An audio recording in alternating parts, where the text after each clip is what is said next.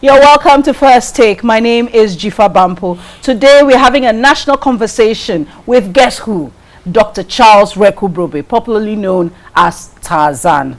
Dr. Wereko-Brobby is an engineer, but he is really more known as a politician. He is also known as someone who shapes national conversation with his very, very critical commentary. What are his thoughts on how Ghana is doing so far? All that coming up over the next 1 hour with Dr. Charles Wereko-Brobby, popularly known as Tarzan. Thanks for joining us. Good to meet you once again, Dr. Wereko-Brobby. Thank you. Great, great, great. Can we call it Charles or Charlie or Tarzan? A doctor is too common now, so Tarzan is lovely. Great. So I'll call you Tarzan then. So thanks for having us on this day. Great to speak to you once again. And how are you doing? Very well. I mean, I've sort of retired and not having to worry about too many things. I've seen you do a lot of writing on social media. I have taken to social media because I need to keep my mind taking over.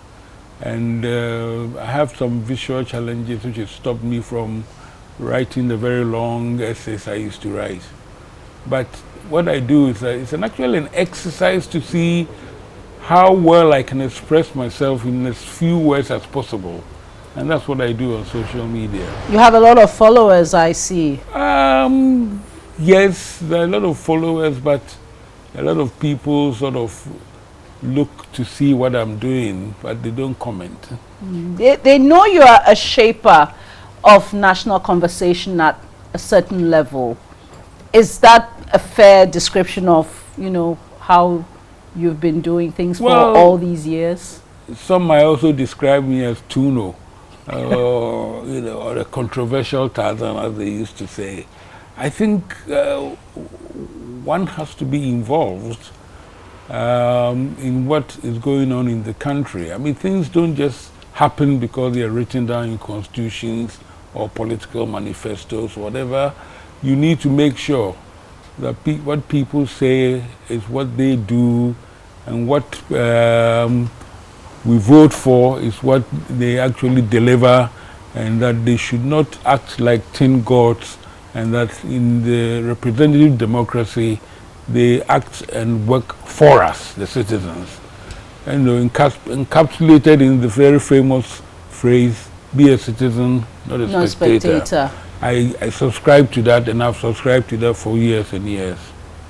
You're an engineer. Yes. And your specialty is? Solar energy. Solar energy. I actually did combustion engineering as my first degree, and then straight away after that I did solar energy, and I happen to be the first African to have qualified for a PhD in solar energy.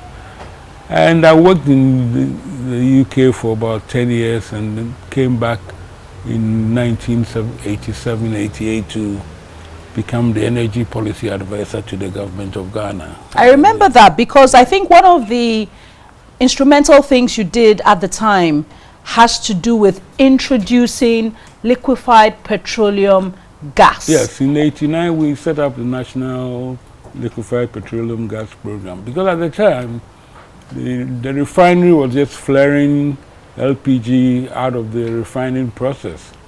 And we thought that, and of course, those were during the days and weeks that there was a lot of preparation towards the Rio Summit in '92.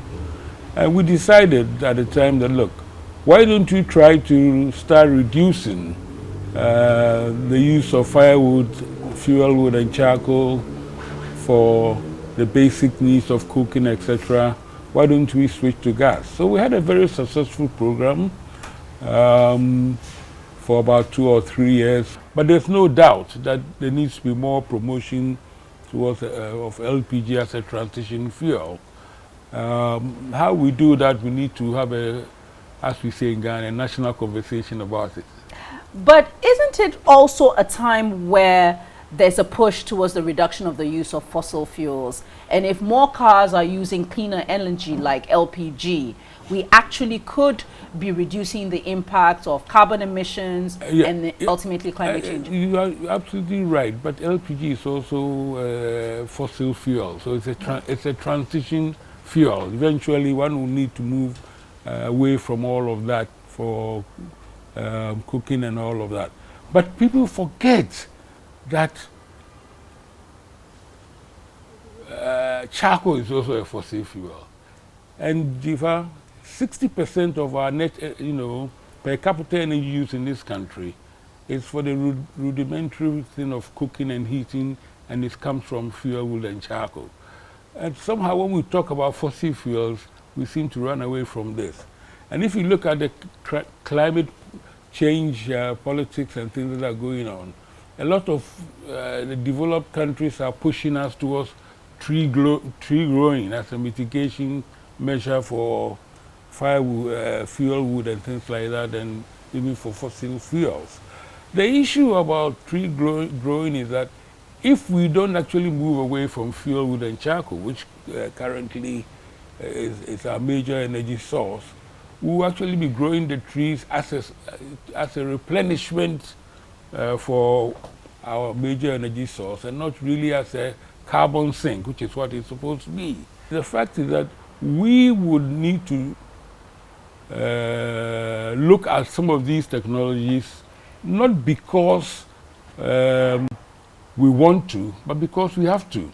Because at the end of the day, the developed countries who have to come and invest, I mean, for example, there's an argument that we should continue to use our oil resources, etc., etc. But the point is, who is investing in the oil exploration? They are coming from private capital from developed countries. And they have said they're no longer going to invest in fossil fuel exploration and development. So we may have the thing in the ground, but we have the resources to develop them. And we are using these fossil fuels, not even so much for our development, but as an export earner. Who are we going to export it to if they've decided they're not going to use the fossil fuel again? These are all important questions we must grapple with and come up with solutions that are consistent with the global aim to reduce CO2 and warming. So you were with the Volta River Authority as chief executive. I was first chairman and then later I became chief executive. Okay, and you were quite famous at that time for a lot of the work you were trying to do in terms of improving our generation and also the distribution and the like. As soon as I became chief executive of VRA, I mean, normally you can see the inflows into the lake.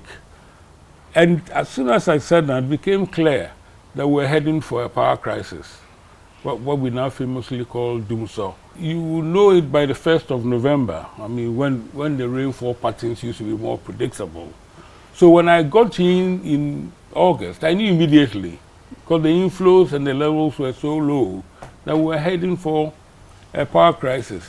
But my view of the whole thing is that you do not wait for the crisis and plan a perfect timetable for doing so.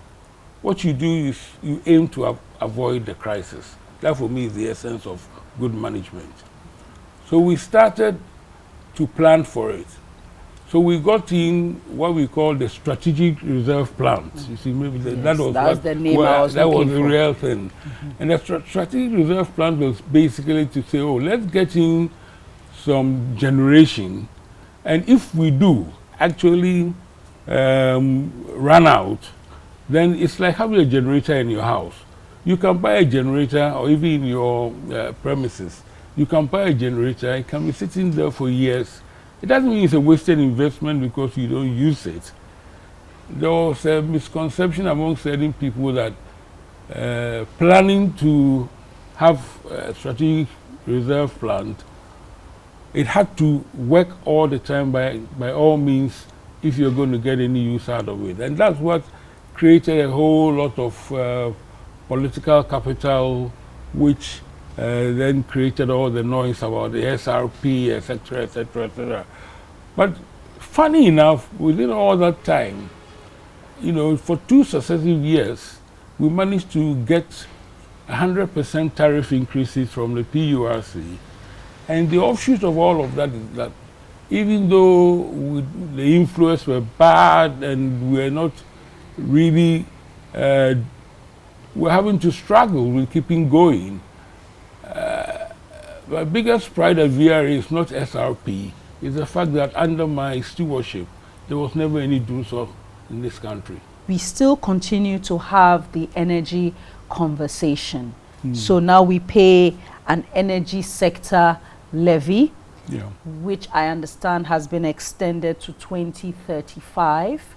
We pay an additional levy as well to stabilize fuel prices, and then there are too many levies. And then we pay one other. I'm just wondering, knowing what you know at your time and what it is we are dealing with now in terms of trying to keep the lights on, trying to pay off our legacy debts and all that. But where did we go wrong? The problem, part of it was greed.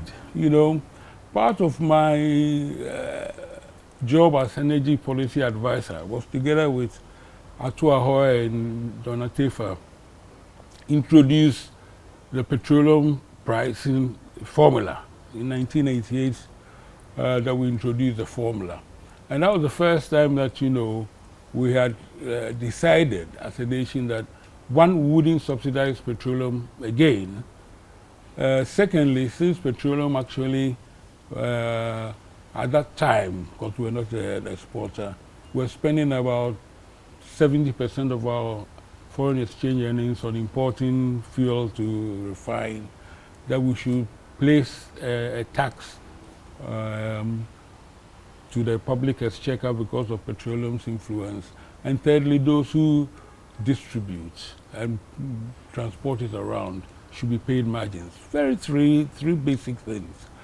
Over the years, because this has become sort of an easy way to try and make money, all kinds of supplementary taxes have come. It started in the year 2001 with the toll recovery levy, which was supposed to last about 4 years, but it's still in place 21 years on. We had a levy introduced for coloring the fuel so that you could distinguish between premix and other fuels, all manner of things, to the extent that we now even have sanitation taxes. So it got to a certain stage where the combination of debts in the petroleum sector and the debts in the electricity sector, because of people playing politics by not making sure that right levies were charged, right tariffs were paid. You get political parties who come in and at election time or just after election promises, they will arbitrarily reduce tariffs when they couldn't be justified. I don't know when the last time we actually adjusted tariffs according to the formula that was established. So basically, you can't run away from these things. And in the end, it catches up with you. So the energy sector levy was an attempt to consolidate all the various debts that had accumulated from populist policy implementation, and to try and make sure that if you borrow, you have to pay for it. And so you've got all these things. And as we sit today, a lot of people will get up and say, oh, we reduce power tariffs. And then you realize that those who give us the power are owed $1.5 billion. Sometimes I always think that they're being charitable. But for how long can they keep going?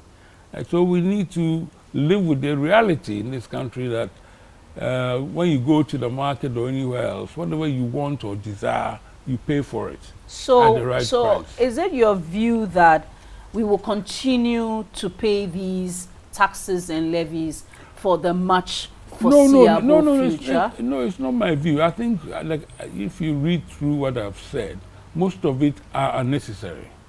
Most of it have been introduced to plug what they call the revenue gap. At the end of every year or at budget time, because I worked at the Ministry of Finance before, you get the government makes a budget and says this is what we want to spend and this is what we want to, this is what we expect to get in as terms of revenue. So then you get a gap, and then you say, how do we fill the gap?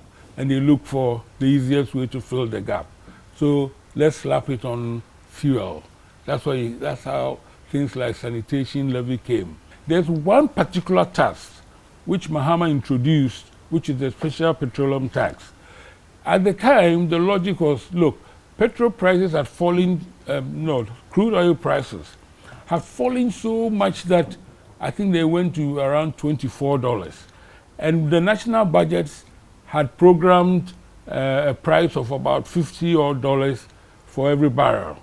And so when it fell to $24 a barrel, the argument was that, look, instead of reducing petrol prices at the pumps, let's at least ensure that all the development programs that have been put in the budget can be implemented. So let's create the special petroleum tax. Now the thing was that just before the 2016 election, petrol prices came back up. And I remember at the time saying to President Mahama, please, you need to abolish this SPT. The SPT can still be abolished. The problem at this particular time is that the SPT is now part of, if you like, the budget for the year. So it cannot easily be taken off unless it is taken off in the budget next Wednesday. But there is an immediate thing that we can do. For last year, for this year's budget, we used the petroleum price benchmark of $54. Now, the price of petroleum is about $85. Yes. So, and then the president announced, nobody said, he publicly announced that we are now a net exporter of petroleum. So that means that for every extra barrel that we export, the net extra barrel, we are making a windfall profit of $31.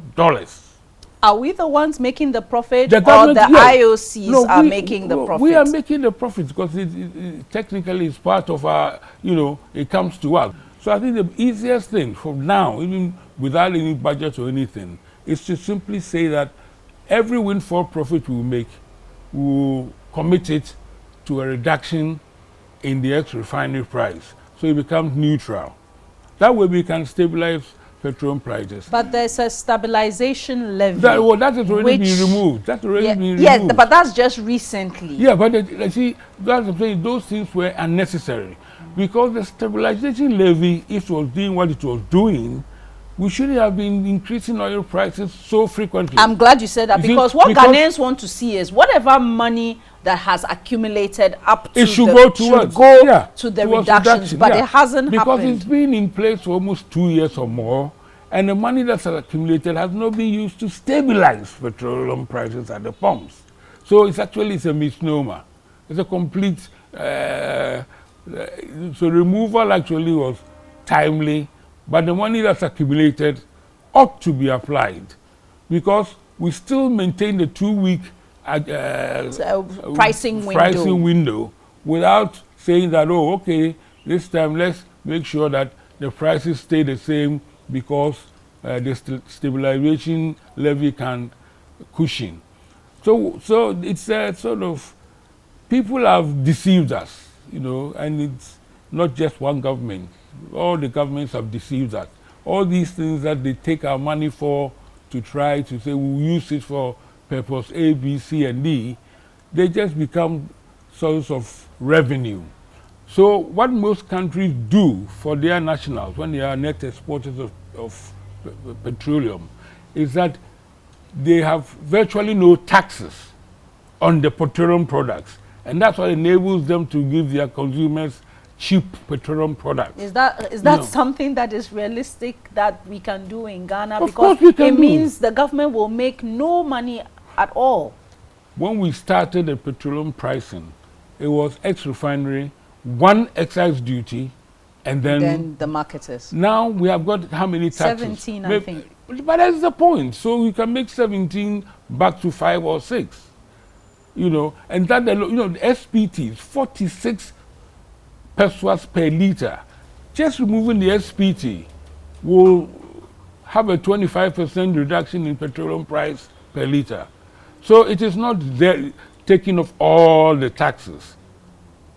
but taking off most of the taxes, because now as a net exporter, we're also making windfall profit, and therefore there are other sources of revenue.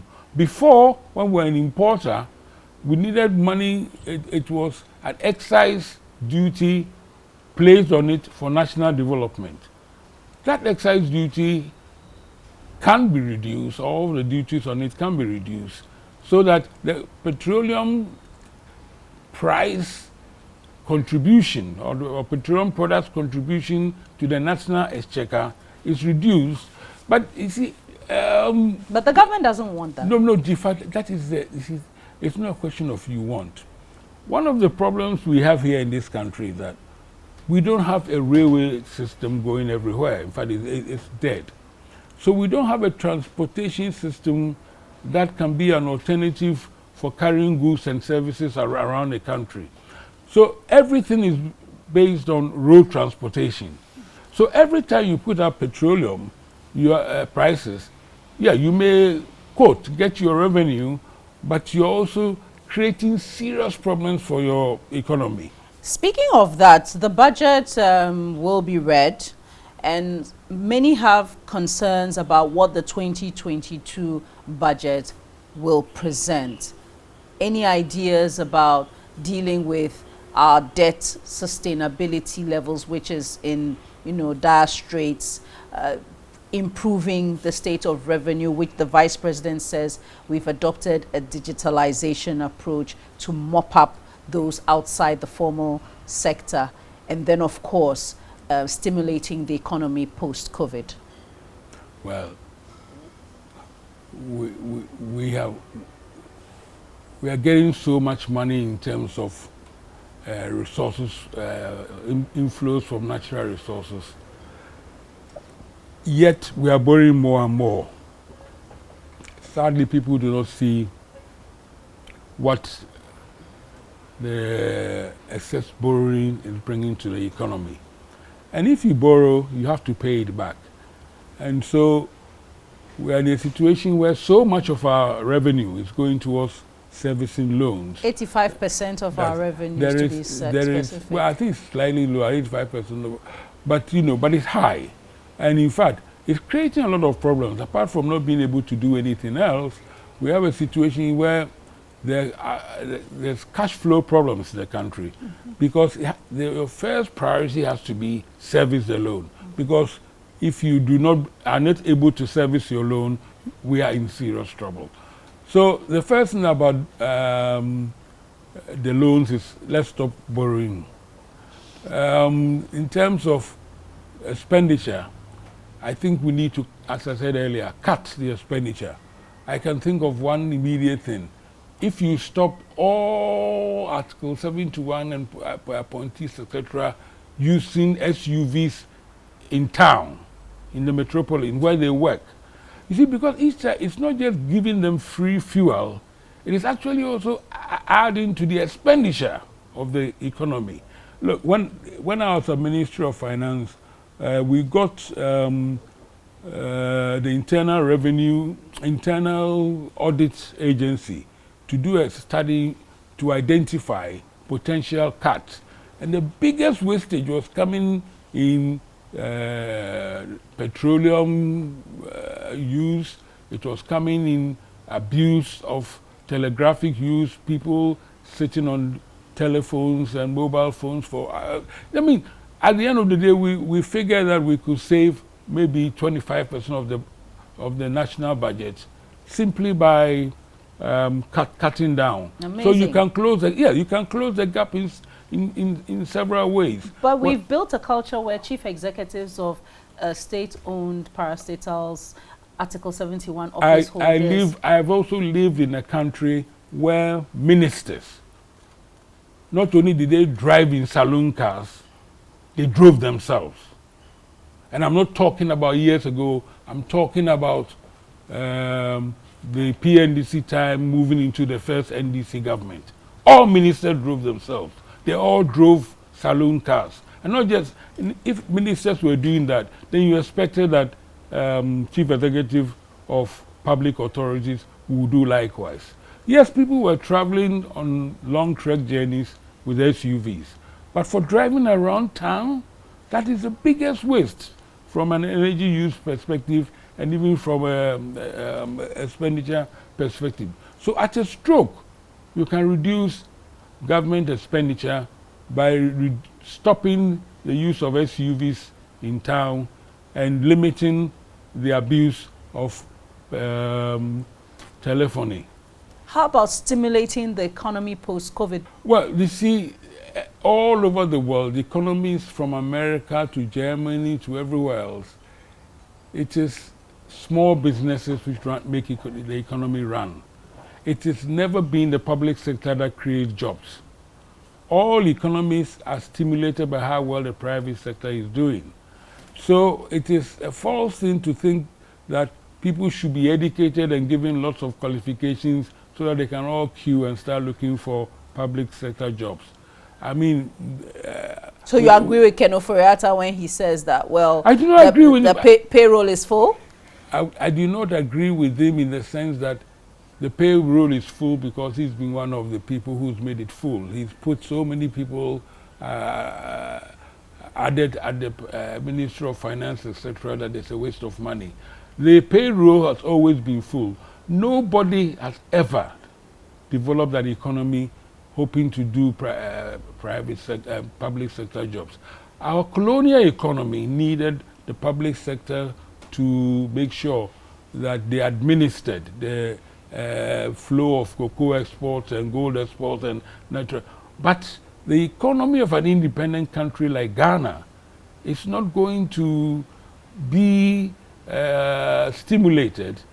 After all, what do the public sector do? They simply enable, create they are enablers. They are not the growers. The growers are the small-scale businesses, but unfortunately, even the so-called assistants for small-scale businesses tend to be almost like exercises designed to push political advantage rather than look at those who can do things. Jifa, we spend maybe $600–700 million on importing rice. I have lived in this country where Ghana was growing all its rice under champon. And I believe that we can still do that and save ourselves $500 million in export exchange and create numerous jobs. I believe we can do the same thing with our poultry industry. I believe there are a whole lot of import-based industries which you can stimulate, local substitution and create both jobs and huge savings in foreign exchange resources. So it is not that we cannot do this, it's a lack of imagination. So this is a deliberate government policy because to stimulate small businesses and other manufacturing entities. Government is the biggest purchaser. Purchasing power, government is the biggest through various. Maybe our people can't meet the demand. No, because you see, it's a vicious circle. If you give me the demand, I can create the production.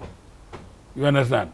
But if I'm having to struggle, just to serve 10% of the market, competing against somebody who has got all the international markets and also gets given all kinds of benefits, including tax exemptions, etc., then obviously the competition is not good. But people find it easier that if you give contract to somebody who is importing, your cut is immediately designated in whatever foreign currency, etc. No, I think we can do it. That's how you stimulate the economy. Okay. My final bit on this bit has to do with the Ejapa royalties deal. The finance minister has indicated that the deal will certainly be returning. It's the best approach to leveraging Ghana's mineral resources. As I understand it, the mineral resources that are designated for the chiefs will remain untouched. However, when it comes to that which the government is in charge of, a special purpose vehicle is going to be set up and all that. It failed the last time. what would you want to see differently if it's to go through soon? I wouldn't want to see anything. Okay, what would I want to see? That it doesn't come back. You don't want a Japa at all? No, not a Japa. What are we leveraging a Japa for? We are trying to raise resources. Yes. This country has earned more resources, both from the natural resources export and borrowings, than any other government has ever done. That's over the last 5 years? Yes. So the issue has to be, what do we need more resources for? See, sometimes we talk about these things without going to the fundamental question.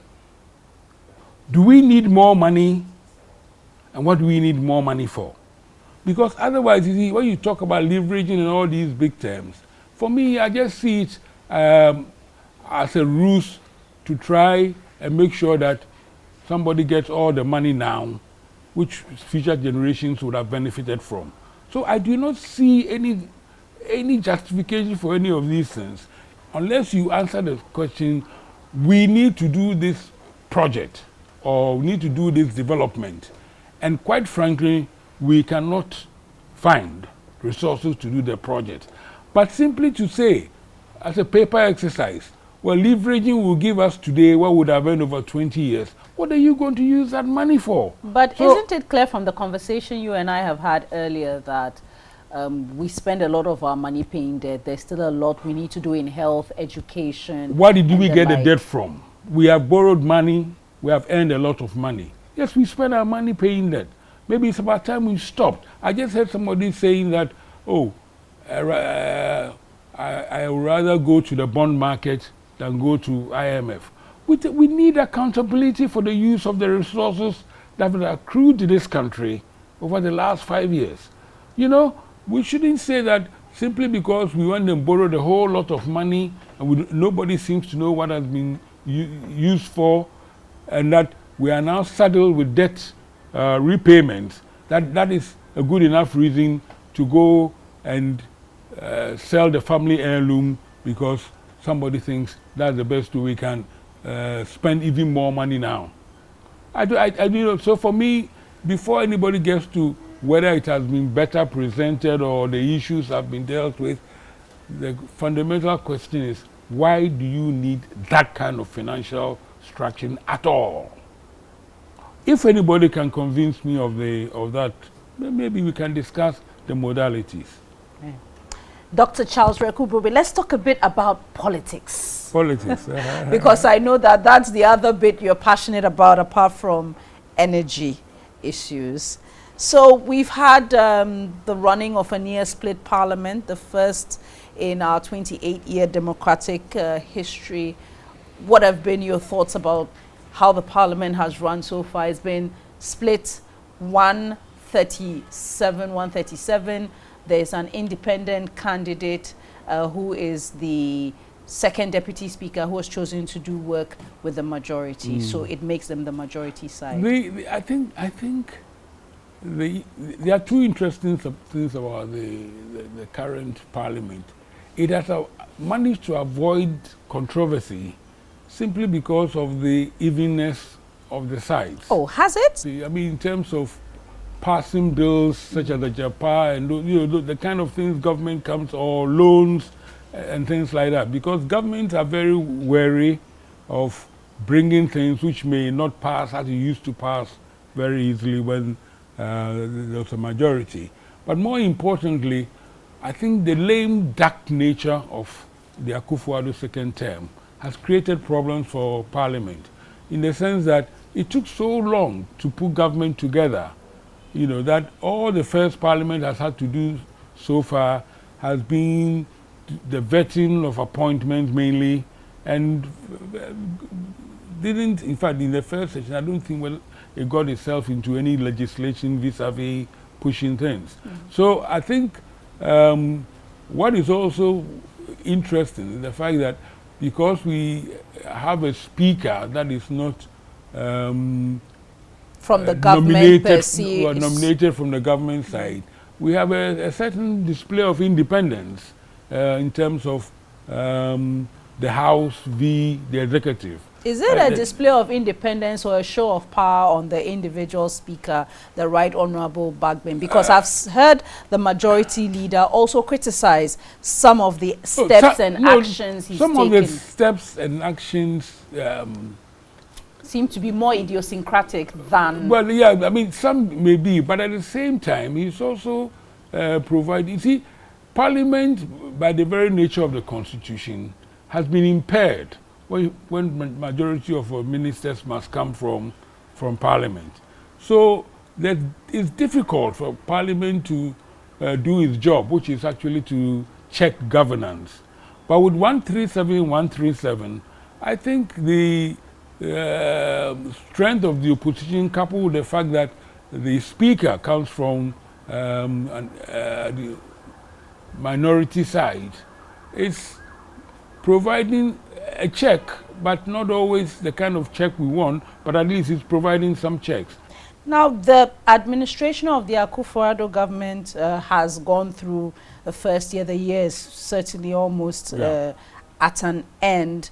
What for you are the highlights? And then we can talk about what you feel they could have done better. Highlights, I don't see any. I think the whole year has virtually been spent putting the various structures of government together.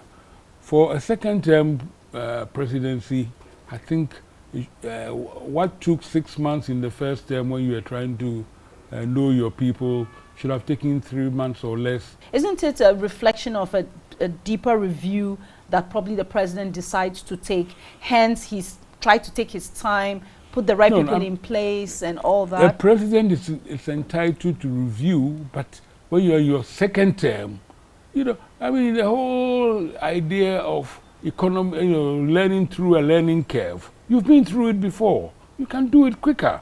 And for me, all that seems to be there is that there is various tours, both internal and external, to attend certain events which are questionable, and it's almost like, okay, I've got my second term, I don't have to be answerable to anybody again, so I'm on my valedictory visits, etc., etc. There is no sense of urgency, and that, I think, is very disappointing. Breaking the 8 has been one of the major campaign look-aheads for the current administration, even though leadership at party level have sought to warn individuals not to peak before time. Can the MPP break the 8, knowing what you know about how they campaign, how they look at politics in Ghana? Look, breaking the 8 is not dependent on the candidate. It's dependent on the performance of the government that's been voted in by the people of Ghana. So it is completely senseless and ridiculous to be spending so much of the second term talking about who will succeed Akufo-Addo, rather than making sure that the kind of achievements that President Kufuor and others chalked up, even President Kufuor, people were surprised that with all the achievements he had, the MPP couldn't break the 8. So it's a false narrative and a false conversation we are carrying out. And I will not even comment on who the candidate is trying to be. I want to see the 3 years of the Akufo-Addo government left fulfilling what we elected that government for, which is that they will make our lives better in all spheres. Not on paper, not with macroeconomic targets that nobody understands, but the reality on the ground: jobs, food, livelihood, etc. There's a perception about the NPP because of its antecedents. People want to see who the candidate will be. No, I don't really want us to waste our time on that, because really, whether the NPP can break the 8 or not, it's not depend on the candidate. It depends on the performance of the Akufo-Addo government in the next 3 years, and the overall performance in the 8 years. You know, Ghana has already established this 8-year thing Which, the 8-year convention. Yeah. And you don't think it can ever change? No, I'm not saying it cannot change. Its ability to change does not depend on the individual. It depends on the performance of the incumbent government. Okay, so I guess the answer may be the same if I ask, do you think John Mahama can come back into office, albeit maybe for just one term on the NDC Again, ticket? that's an internal problem for the NDC. You know, I think, sorry, I have gone beyond party politics. You're a man of many parts, and apart from energy and politics, you also love media. Yes, because for me, I have lived through 4 republics in Ghana. And the interesting thing about the first 3 republics was that the media was monosyllabic.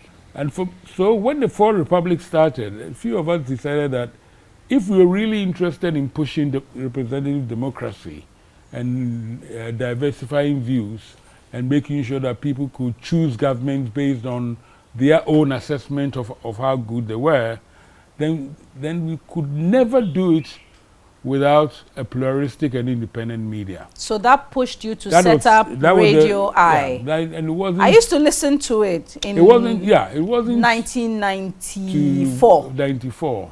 The idea was not to own a radio station, because that's not what I was put through or that had education. But the idea, it was a publicity and campaigning tool to push the government to make real what the Constitution intended under Article 1623 and all the freedoms of the media, etc. Because all these things had been in previous constitutions, but yet we had failed to achieve a plural media and a free media. What is your view of what the media landscape looks like now? We have so many radio stations operating in Accra, like I indicated, more than 40 of them. Nationwide, you have more than 400. You have all these newspapers. Now there's online radio, you have digital TV, in addition to analog. It looks so much now, doesn't it, from 1994? Too many have become political, and they become tools of political platforms. And and there are few which have tried to remain balanced and etc. But what I see from the media now is there is a lot of self-censorship which is taking place, whereby the fourth estate of the realm is not playing its traditional role of holding power to account on behalf of the people. How many times do you get on any station ministers being interviewed and held to answer for their actions? Most of the media stations now, when you tune to them, they become like agony aunt platforms. They're giving the population a lot of chance to sound off. They themselves have become totally opinionated and giving all kinds of advices, a lot of it not based on expertise. And I don't mind the agony aunt bit, but I would have thought that when the populace have sounded all their frustrations, it is for the media to then say, okay, Wereko-Brobby, Minister of so-and-so, have you heard the people? What are you doing about it? But it's all gone. We've run through almost a whole year where the president has not even held a press conference. But he has had individual media interviews during his tour. No, during his tour. We want press conferences where people will ask him. You know, you have, Jifa, unfortunately, we all see what is going on in the world. So we have to measure our standards according to the accepted standards of pluralism, democracy, accountability, etc. So, you know, you cannot choose and pick and run an imperial presidency that says, oh, when I feel like it, I'll talk to the people. No, it's not. Otherwise, you know, if the media is hamstrung, democracy will die. So you mentioned that the media is self-censoring. Yeah. How about views that the government has stifled critical voices or critical media? And I know that petitions have been filed in Parliament about the media being, Well, I think one of the sat upon. one of the biggest disappointments of my life was to see the Akufo-Addo presidency actually close down radio stations. I think it's the most terrible thing, given that Akufo-Addo was the lawyer for the Independent Media Corporation of Ghana, Radio Eyes operators, and we fought for the independence of the media, etc., etc. So I didn't expect that one of the big architects of media pluralism and independence will, under their presidency, shut down voices opposed to their kind of idea. However, the lawyers for the NCA had indicated on multiple occasions that these entities had violated the regulatory talking framework. About the NCA, that is the biggest pusher against freedom. But do you disagree that they didn't pay their levies, they didn't renew their licenses, something they're supposed to do year on year, and all that? That is not the issue. The institution that should have dealt with them is not the NCA. You see, if you look at the UNESCO definition of freedom of independence, or independence of the media, they said it must be free of governmental control. The NCA is a government agency with a minister, political control. That is why the Constitution, in its wisdom, actually set up a National Media Commission. But they don't deal with the technical regulations. No, but it is not, there's no technical regulation. The frequencies of media are determined by the ITU, and they are the same in Ghana as in every other country. You see, we don't have the argument where we say that because aeroplanes use frequencies, the National Communications Authority has substituted for the GCAA, Ghana Civil Aviation, and therefore they now license who can operate airlines in Ghana, etc., etc. It's a false argument. The National Communications Authority was established, and in fact, it's still contravening the Constitution, Article 1623 and or the Chapter 12 of the Constitution, about the need to insulate the media from governmental control. A government agency cannot. The NCA, all it does is actually not to do any technical management, but it allocates, because those frequencies have been predetermined by international agreements. Yes, so, but it's also required to enforce the regulations, sir. No. It may be required, but the way you enforce it is that you can go to the regulator, which is the NMC, and say that G5's radio station has not, has breached. Therefore, I want you, as the regulator, to stop it. The NMC is in charge of content, sir. No, it is not. But that is the whole point. What do you think the NMC is for? The NMC is the one that should be.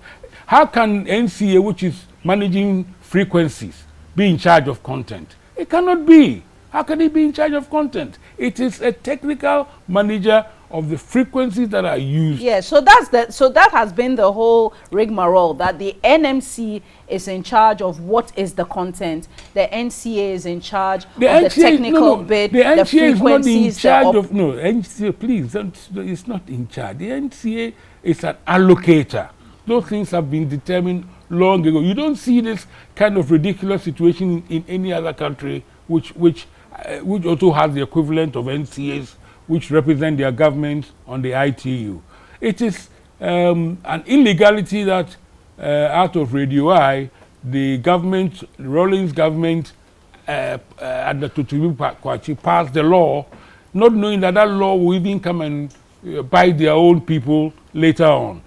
And then, unfortunately, when we went to the court, a Supreme Court judge came out with the most ridiculous statement that says, you don't need a license, but you need authorization. Well, if you look at the most common basic dictionary in the world, authorization means licensing. You understand? And 1623 of the Constitution is very clear. Read it up. There shall be no need for a license. It doesn't say license for frequency. It says no need for a license, period. So all these years, because plural media has come, people have forgotten the fact that the operation of media in this country is still in breach of the Constitution of Ghana and needs to be brought in line with the Constitution. Otherwise, once the Akufo-Addo government has abused it to close down, quote, opposition stations, if governance changes, what is to stop another government doing that? What we all need to do is to bring the law back into in line with the Constitution. Look at the Constitution. There's no other body that is expressly created by the Constitution of Ghana with its membership already defined. And it's all the Constitution, apart from the NMC, because they wanted to ensure that the media was not under the control of anybody. And so we will push again to ensure that what the Constitution intended actually is done, and that the NCA, the NCA has hijacked the discretionary power to decide who goes on air using its technical management of our frequencies. The discretionary power ought to go to the NMC. In fact, they don't even have the discretionary power. But you can set down rules where people who meet it can be given frequencies. If the NCA says that the frequencies are full up, they are full up. That's it. Nobody can do anything about it. But they cannot really set themselves up as judge and jury on something that the Constitution prescribes. The stations have been given the authorizations. They've undertaken their training to ensure. Have they done the training? Yes, sir. They've undertaken the training. What for you? So for you, going forward, this should not repeat itself. Now that we've seen we'll the try station. to make sure it doesn't repeat itself. I mean, and the way you try to do that is to get the Supreme Court to see sense about that. So there needs to be a Supreme Court interpretation. We'll go back again and say that, look, license and authorization are dukadaya. So a judgment that says you don't need license but you need authorization is actually butchering the English language. It's not our language, but we use it and our laws are based on it. So please, do as the Constitution intends. You know, the National Media Commission can prescribe the set of regulations that must be followed. It's like newspaper registration. Anybody can set up newspapers, but they need to register with the NMC when the papers are registered. The NCA really, they should sit on a technical committee, either be part of the board and also be part of a technical committee of the NMC, so that they can ensure that people are allocated frequencies, that they operate within the range that has been defined by the ITU. You cannot go beyond 90-something kilometers if you are an FM station. It's been reduced now to 35.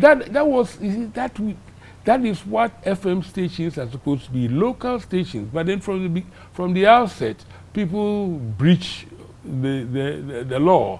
So really, I'm not going to fight, you know, the fact that the NCA is belatedly coming back to the law.